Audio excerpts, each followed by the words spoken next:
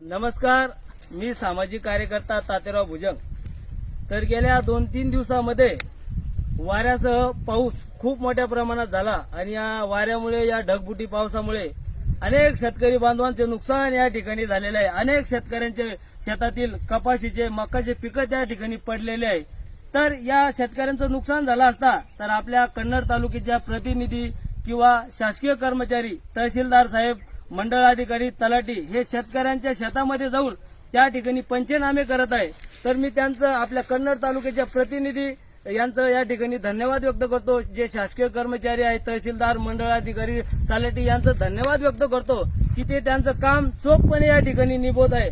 पण माझ्या मनात एक प्रश्न या ठिकाणी निर्माण झालेला आहे की आमदारकी, खासदारकी या निवडणुकीला वर्ष या ठिकाणी झालेलं आहे, पण या वर्षात 1 रुपया सुद्धा निधी आपल्या कन्नड तालुक्याला, आपल्या संभाजीनगर जिल्ह्याला या ठिकाणी भेटलेला नाही।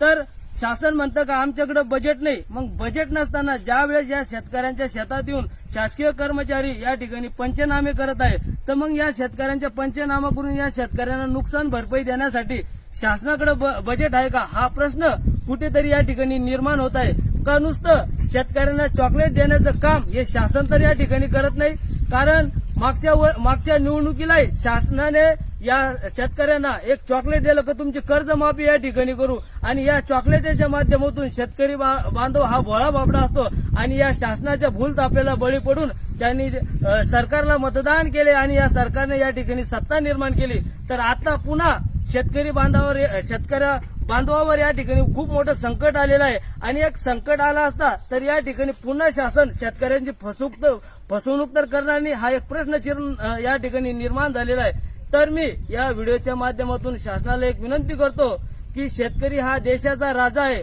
तुम्ही शेतकऱ्याला वारंवार फसवण्याचं काम या ठिकाणी करता। जर यावेळेस शेतकऱ्यांना खरंच नुकसान भरपाई नाही भेटली तर येणाऱ्या काळात शेतकरी बांधव हे तुम्हाला मुळासकट उकडल्याशिवाय या ठिकाणी राहणार नाही, याची आपण काळजी घ्यावी। धन्यवाद।